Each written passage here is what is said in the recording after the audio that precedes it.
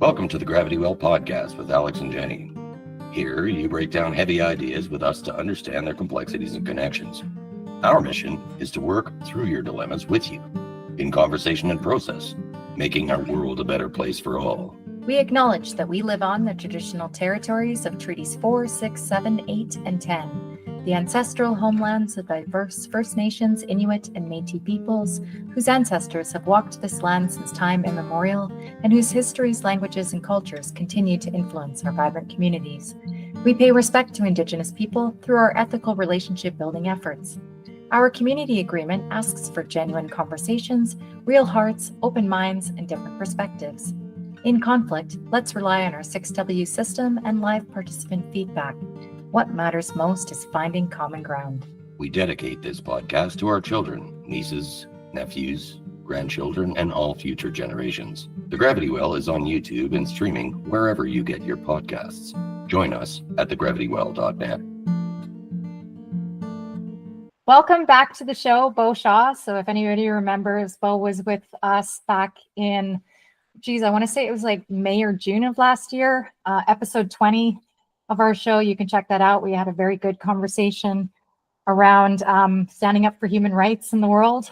Beau has been very active in the Justice for Palestine movement from a Jewish perspective, if I will. But I'll let you introduce yourself properly and explain why we're chatting today. First, please.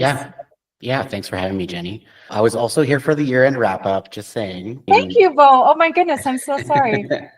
Of course, I've been involved in Palestine solidarity movements from a Jewish perspective. I think, one thing that's really important to me is that both Jewish safety and Palestinian safety rely on, taking the air out of conversations that are about identity rather than human rights.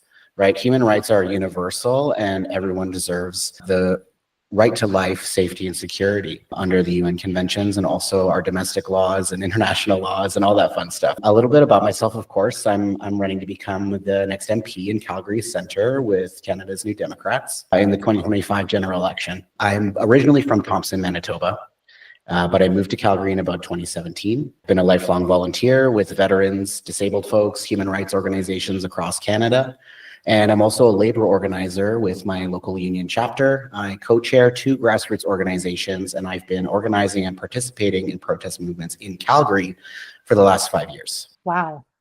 So if I can just summarize to say, this is a person that has genuine interest for your community, and you dedicate your time in 3 ways: on the labor side, the human rights side, and now on a political front. So wow, thank you very much for stepping up to run, Beau. I know how much work it is and, how difficult it is in a place like Calgary to be running for a party that is not conservative. So thank you for stepping forward and taking on the task. So what led you to run? Can you give a little bit of color? Obviously, your work has led you to this.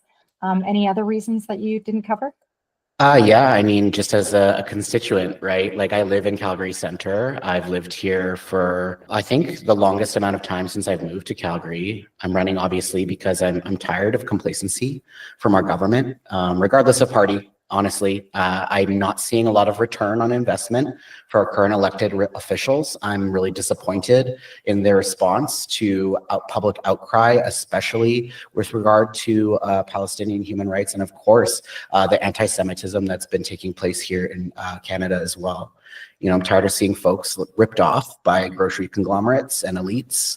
I know Canadians aren't getting their fair share, because there's more than enough tax base for every single person in this country to live and age in place with dignity. And it's beyond me that we're not demanding more of our elected officials. Never mind asking, never mind settling for whoever can beat one polarized position to another. Why aren't we asking more of our elected officials? And I think that civic participation is really, really lacking in Alberta, because Albertans have been historically disenfranchised for a number of reasons. But historically, voters have been suppressed and disenfranchised in Alberta. That's such an excellent point, Beau, and I know we're going to get into that further a little bit more here.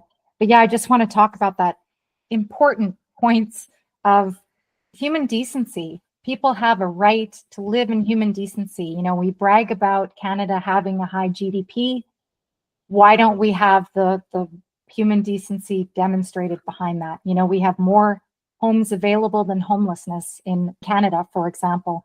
It's a really good way to measure the fact that we have the opportunity for more human decency and should be demanding it from our elected officials. So thank you for understanding that and stepping into this task when it is quite like the responsibility is growing, not lessening. So again, thank you very much. So you spoke a little bit about your concerns. Can you elaborate a bit for us, Beau, on what are your top 3, if you don't mind, reasons for running? Well, I mean, in the Alberta context, right, in particular with Alberta, there is some cross-jurisdictional issues that are impacting Albertans right now. Of course, you gave me 3 top concerns. I've got many, many more than that. But the 3 I want to talk about today, of course, are the trade war, how that's going to impact everyone with our neighbors down south, threatening our sovereignty and threatening our economy, how we take care of Canadians. So that includes our healthcare and CPP, and how we take care of the environment, right? Right now, there's coal projects on the table again in Alberta, despite it being unilaterally unpopular among, like, across political difference too, by the way. Conservatives don't want it. Libertarians don't want it. Liberals don't want it. NDP doesn't want it. Nobody wants it. So I really struggle to see why we're revisiting coal right now. And there are ways that the federal government can intervene on these issues where, you know, our provincial government is held to task, even though we have until 2027, you know, to go back to the voting booth again and hopefully, you know, get some better representation. But realistically, there are ways that the federal government can intervene on these issues, and I really care about those in particular. Fantastic, Beau. I mean, you struck all the things that I would want to lead with. I heard you talk about trade wars. Yes, so that's fundamentally the economy. We need to say this out loud. We are in a war with the United States.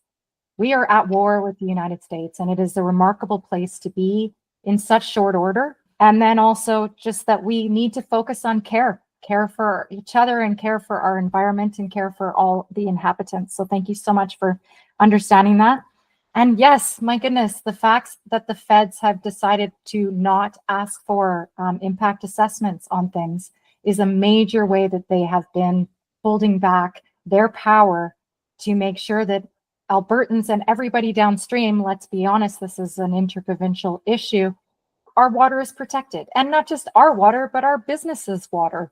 You know, people rely on this by design. It doesn't make any sense. And lastly, I'll just add from my perspective, and then we'll ask some questions back and forth, is yeah, we're just being distracted by coal because we have a much bigger issue right on our doorstep, which is the oil and gas liabilities that the Alberta government is about to try and unload on us through a leaked report. So we can get into that. But yeah, let's start with the trade wars. What are your thoughts around it? What are your feelings in terms of, you know, the elbows up kind of response that we're seeing, especially from the NDP? I've been so impressed by Charlie Angus. Angus. Yes, I've been so impressed with Charlie. And so, yeah, can you speak a little bit about the trade war and how you see it? Yeah, I mean, it's completely incoherent, frankly, to start, right? Donald Trump, of course, has his motivations. I'm sure there are a few that I can think of. But realistically, you know, we need to have our lawsuits prepared under the CUMSA trade agreements, right? Canada, United States, Mexico, and South America trade agreements. Because right now the US is violating those trade agreements, and those are trade agreements that they signed, right? Those are trade agreements that Donald Trump himself signed. Right. 100%. So first off, we have, you know, litigation that we can go through. Of course, that's going to be long and drawn out, but realistically, we want to maintain Canada's independence. We want to localize our economies. We want to make sure that products are able to make it from the East Coast to the West Coast, and that is done in a manner that supports local economies and makes us less reliant on the United States. Yeah, I love that. I just left a room. I have to tell you, I'm like really excited by this thought of, we talk about east to west all the time, and it was just brought to my attention that we can be thinking more north to south now. We have a lot of intertie. Yeah, I agree.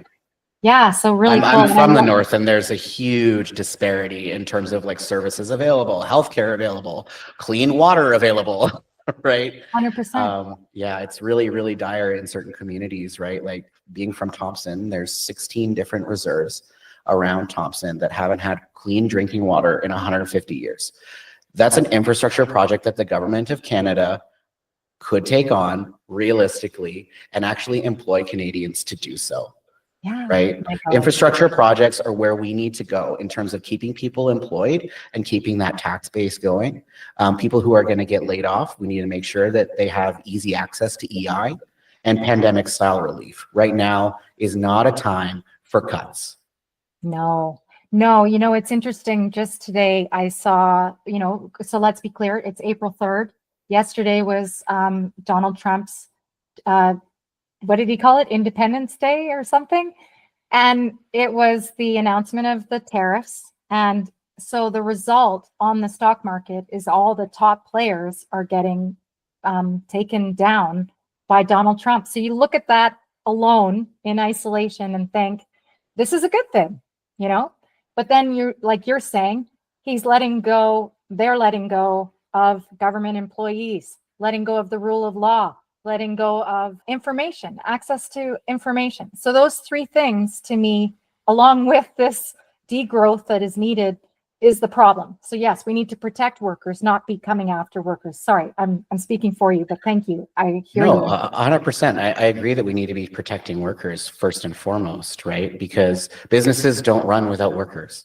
Let's just be honest, right? There's no profit to be had if no people are working, right? And so realistically, making sure that, our own economy is insulated and that small and medium-sized businesses don't go under, right? Because you had a number of businesses go under during the pandemic because we were a little hasty in our rollout, or perhaps it wasn't done as well as it could have been because it was a global emergency. Everyone was building the plane as they flew it.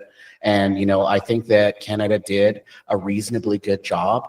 Realistically, I think that there are provinces, and in particular, I wasn't pleased with Alberta's response to the pandemic, right? We just kept opening and closing instead of actually putting people first. No kidding. Right? Putting people first. We didn't need to have Calgary Stampede in the middle of the pandemic, okay? It did not need to happen. No. And it was reckless, it was careless, and frankly, I wouldn't be surprised if people died because of that. I wouldn't be surprised to learn that because our government was not taking care of people. And so realistically, I think that it's any civil servant's job to put their constituents first. Every single person in Calgary Centre should have a job, a roof over their head, food on their plate, right? And they should be able to save at least a little bit of money here and there for something nice. I think that's a reasonable, goal for our populace. Right. And, when we've got buildings sitting empty and people needing homes, I can't help but think, what are our priorities? No kidding. Yeah. Thank you. That's amazing. Can you sort of went into care, and thank you for expanding that way. Can you speak a little bit about your view of the environment? I mean, I hope you remember I have a strong background in this. Liability is kind of my jam. So obviously I got to ask you a little bit about this in my space, and I can offer you my thoughts first if that's helpful. Sure. I really believe in land stewardship laws. You spoke a bit about the feds already and the fact that they're not using their authority appropriately. Land stewardship laws to me are the way forward. I think about this liability opportunity across each province, not just Alberta. Let's be clear, the industrial complex is not just an oil and gas problem. So the opportunity to restore the environment and take on more of Indigenous understanding of the relationship with land, helping drive our decisions that way. So that's my view and how I see us moving forward. Beau, what are your thoughts in that space?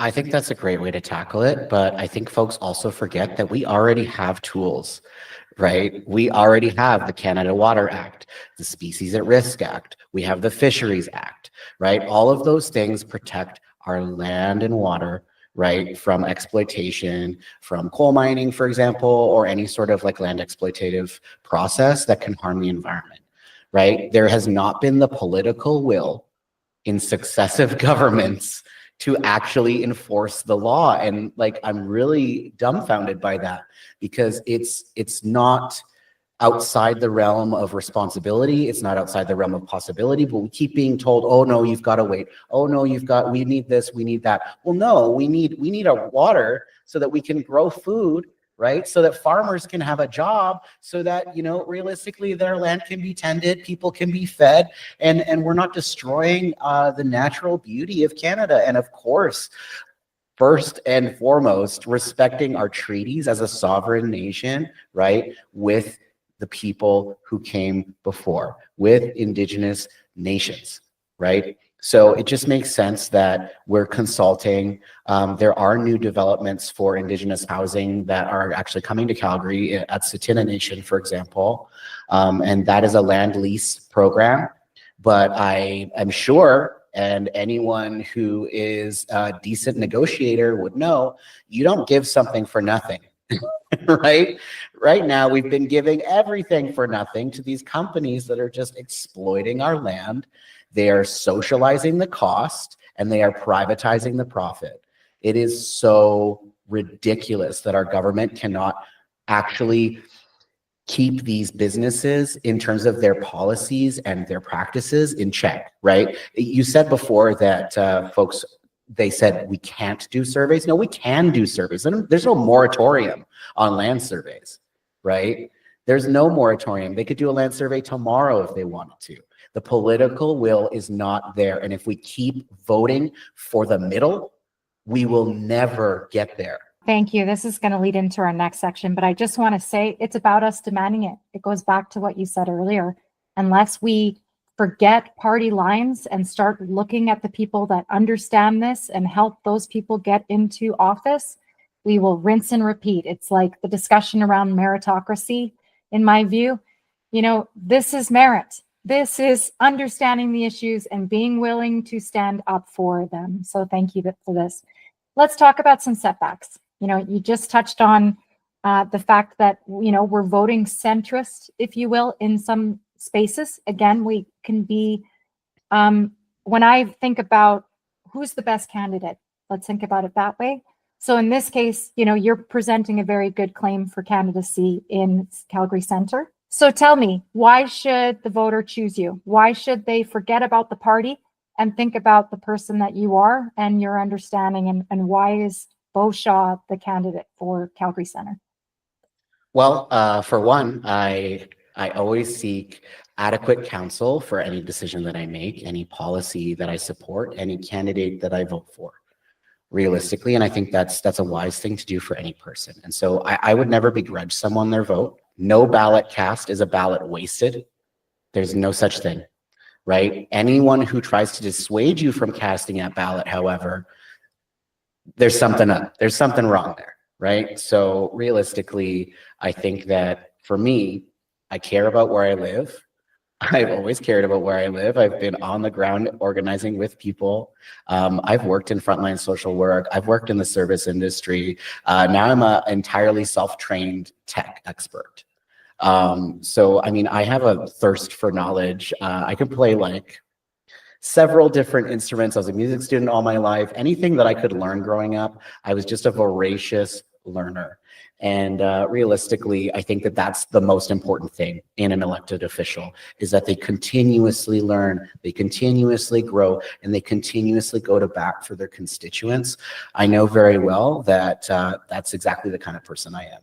Great. And because I want to explore this area of setback a little more with you, is, I ran for a party that was more progressive than what I felt was being seen from a energy standpoint, right? So from your perspective, how do you get around people just looking at the label of your party and not looking at the person you are and what you bring forward? There are a lot of people who do not feel comfortable talking about the reasons why they vote, right? I go to the door and a lot of people are just like, honestly, I haven't even really had time to think about it. I haven't thought about it before now. And so what I ask them is usually like, what's really important to you?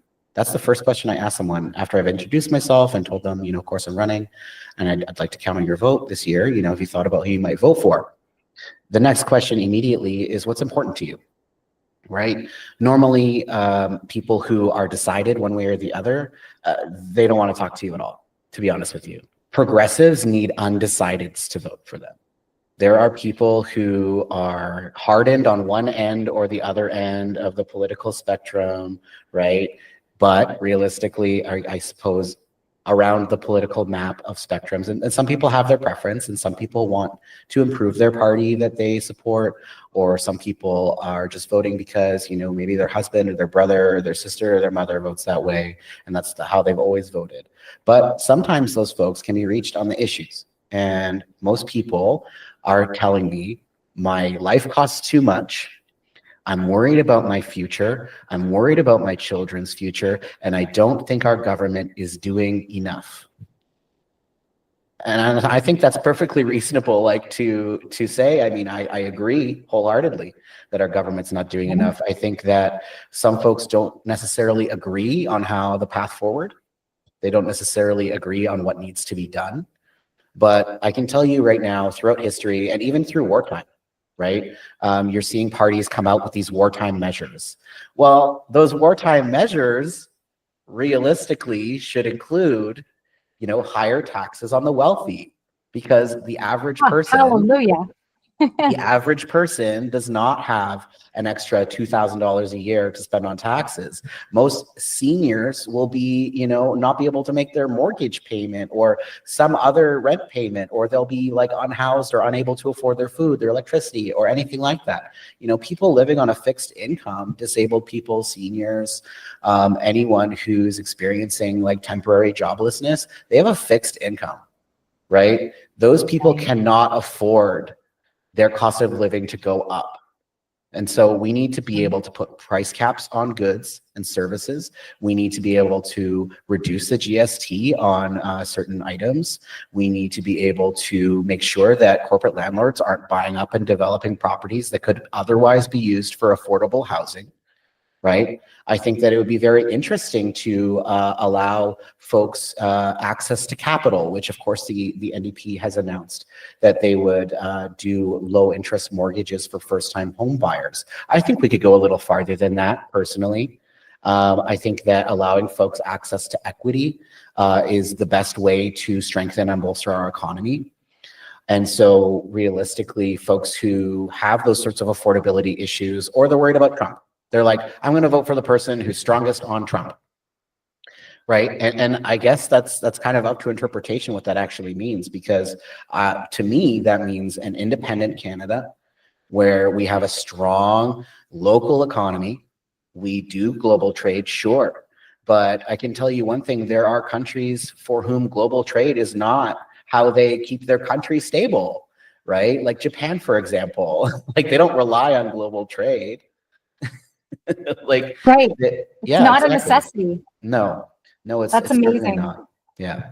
Yeah, I just want to back up and underscore what you said, which is we have the money to do this. And this is something that I really appreciate about the labor movement that you would understand, Beau, is this, the bosses have the money, right? We have the money. It's how we choose to spend it.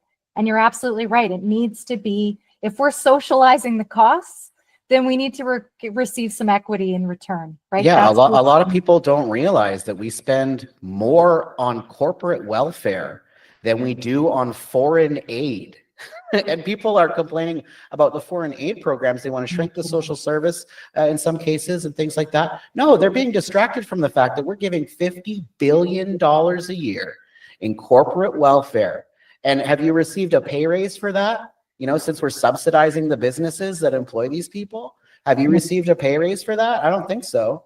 Have you received a better quality of service? No, I don't think so. Have you received any sort of industry regulation, be that consumer protection, be that environmental protection? No, we haven't. So what are we getting for that money? And like I said before, why are we giving away something for nothing? Why are we not conditioning this corporate welfare? Like if we're, you know, one hand washes the other, well, my hand's real dirty. No kidding. No kidding. Yeah, it's shocking. Thank you so much again for just being so aware, Beau. We need more and more people like you to be interested in politics, and I'm so grateful. Okay, so how do folks get involved? How do they support you? What do you need right now? What are you after? Lay it out for us. Yeah, I mean, of course, a lot of folks might not realize, but liberal and conservative campaigns or any other major party that is, not an underdog in this sort of race, they have a lot of money. And, I did speak to the Liberals about potentially running for them previously. I know very well that they spent $75,000 last election on their candidate, whereas the Conservatives spent a little bit more than that. They usually spend closer to $100,000 a year. I'm running a campaign right now on grassroots funding, right? I have small dollar donations. Anyone who gives cash, right? The Elections Canada Act makes it so that you're not able to take cash donations over $20. No matter who you are. And that stifles grassroots candidates, that stifles underdog candidates. Of course, we want to buy more signs. We want to paint the town orange. Folks who want to support me that way, of course, they can donate at beaushaw.ndp.ca. They can also learn more about me there. They can also find me on social media, on Facebook and Instagram. They can sign up to volunteer on my website as well. Of course, the more the merrier, right? We've got 100,000 voters to get in contact with. We are in the upper half percentile of all NDP candidate campaigns across Canada. My campaign in particular, we're doing very, very well on talking to voters. So I think folks should probably just keep in mind, there are a lot of people for whom other parties, for example, maybe they're a single issue voter. We saw down south in the United States, a single issue took down the Democratic candidate for president, right? Right now in Calgary Centre, 1/3 of the population of my riding are immigrants, right? I can tell you right now, they care a lot about immigration and they care a lot about foreign policy, right? They care that our country is living up to our claimed peacekeeper status and that we are strong global partners for peace. And if that's not happening, and I've not seen any commitments from either of the other two major parties running in this election, right? I think that the NDP and the Green Party actually are the only two that are really committed to making sure that human rights are respected universally and that, realistically, that Canada isn't, breaking international law or its own domestic laws, as we've seen over the last 2 years. Thank you, Beau. I just want to reiterate, because I, feel very strongly about running on issues and people that have this understanding and merit that, if there is a candidate that is for one of the other parties that is willing to speak out on these issues, this is something that I think we really need to understand as being. No, and I wish that for them. I really wish they would, yes. But I think that they're going to avoid the issue as they historically have because they think that not a lot of people care about it. And I can tell you that a lot of people care about it. Almost every letter from a constituent, even though I'm not even elected, has been about two issues, right? One being Canada's response as a country to the infringement of human rights, right? And the second is actually caregivers' rights. People who are caring for an infirm or disabled loved one, a senior who's taking care of their spouse. They're not getting worker protections. They're not getting the tax benefits that they need, and they're not being cared for appropriately when realistically they're taking a huge burden off of our healthcare system. 1 in 4 Canadians ends up being a healthcare provider as a caregiver, rather, in particular to a loved one or family member, right? So that's really one of the things that I'm actually not hearing from people. I'm not hearing elder care. I'm not hearing about Canada's responsibility as a member of the United Nations and a signatory to many, many treaties as it pertains to human rights and war crimes, right? I'm not hearing those things. Yeah, thank you. And we both encourage that. So thank you very much for bringing it up. And like I said, for standing for this, because we're all human. Let's understand this.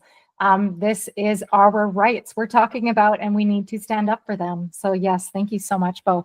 Okay, so thank you for laying out ways to help you. I heard, this is a grassroots movement. This means we need people, you and me, to put money forward for Beau. Beau, can you just, because I know a lot of, my community doesn't understand this, can you talk about the tax benefits of donating, if you know them offhand? Oh, sure. Yeah, I mean, every single person who donates to a political party or campaign, they receive a tax receipt Right now, it's anywhere between 50% to 75%, depending on how much you donate, that is returned back to you on your taxes. So you get a tax credit for any donation that you make. However, there is a maximum contribution limit, so you can only make a contribution of $1,750 to any political party or campaign. And that is the limit. But, realistically, in that case, I believe they're still offering 75% back on your taxes, which is, a pretty decent credit. Yeah, and it's good to know that, it's like you said, up to 75% deductible. I didn't understand that as a person who didn't pay attention to politics enough in the past. So thank you. Is there a debate that people can pay attention to, Beau? Can you tell me, is there a date set for that? Yeah, I mean, the first date that comes to mind, of course, and the first coming up is April 13th at noon at Cold Garnet Brewing in Inglewood. There will be a candidates debate. Of course, I'm already confirmed. I'm not sure who else is confirmed yet, but that is the first upcoming debate. And I think there might be one or two more. We'll see. Anything else you want to offer quickly before we wrap? I think it's our responsibility as Canadians to care for one another. I think that, the way that polling data nationally is working, only 0.003% of Albertans are polled in national polling data. Some of it's based on historical data, and that's if they run 100 polls, right? It's about between 3 and 6 people per riding that are polled in Alberta. There's 37 ridings in Alberta, right? Federally. Wow. And so there's around 150 people at any given time, right? And then you times that by 100, divide that by 4.6 million, and you get 0.003%.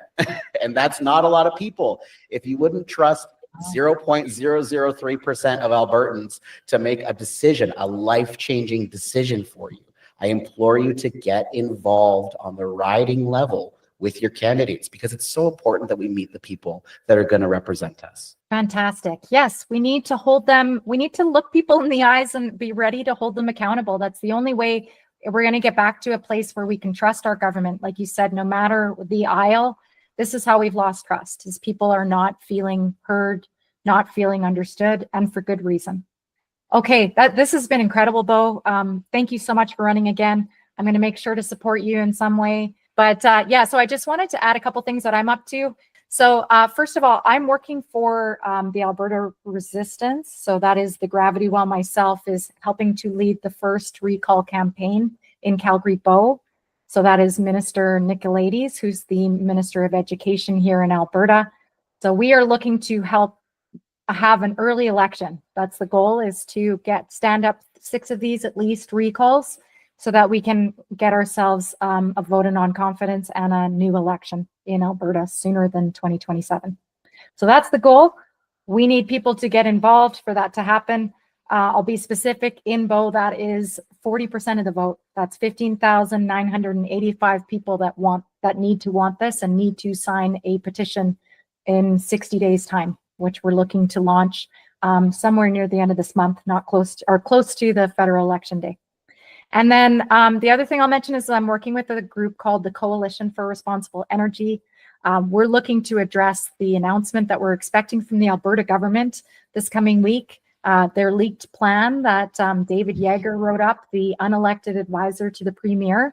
It's a select group of Albertans that met and built a proposal to offload the oil and gas liabilities onto us Albertans in a harvest co and a closure co, attempting to replace the orphan program. And of course, the orphan program is our safety net. It is the Alberta Energy Regulator's responsibility that they developed back in the 1990s to address the conventional liabilities that were mounting. The industry said, don't worry, we have your back. We will make sure meaning the largest companies, are responsible with this promise. And they're trying to renege on that now that the time is due and the bill is due. So that's the second thing I'm working on. And lastly, I just want to mention I'm still doing the ongoing land-based organizing with Colin Smith and the Land Lovers Group. We've been meeting every 3 weeks at community centers, various community associations around the city, building that local, as you were describing, Beau, knowing your neighbors and building that community of like-minded individuals that understand that this is reformation, let's call it, that's required so that people take responsibility and act like we deserve democracy for real. Yeah, so anything you want to add to that, Beau, before we wrap? But thank you for being here. Any major political movement, to be honest with you, it's usually like 12 people doing a lot of the work, because some folks are just like, well, it's here, this thing's here. And you know, of course, maybe they don't need help because they're already doing it. No, people need help. If you 100%. see an initiative that you really care about, please offer to help. We always need help. Everyone always needs help. I promise you, they only have so much time in the day, just like you. And I think that if more of us got involved, some of us could, you know, take a little bit of a breather, Take a because break. the world does not stop turning. Yes, I feel you. And yes, I could not agree more. I would love to be able to put my feet up, and feeling like you said, more and more people are coming into that understanding that, you know, I'm not doing this personally. I'm doing this with the help of other people, or it doesn't happen. You know, that's the reality of the situation, because we can only do so much. Okay. Thank you so much. Again, this has been amazing. Thank you. I'll make sure to get involved in supporting you a little more here, Beau. Again, thanks for your time.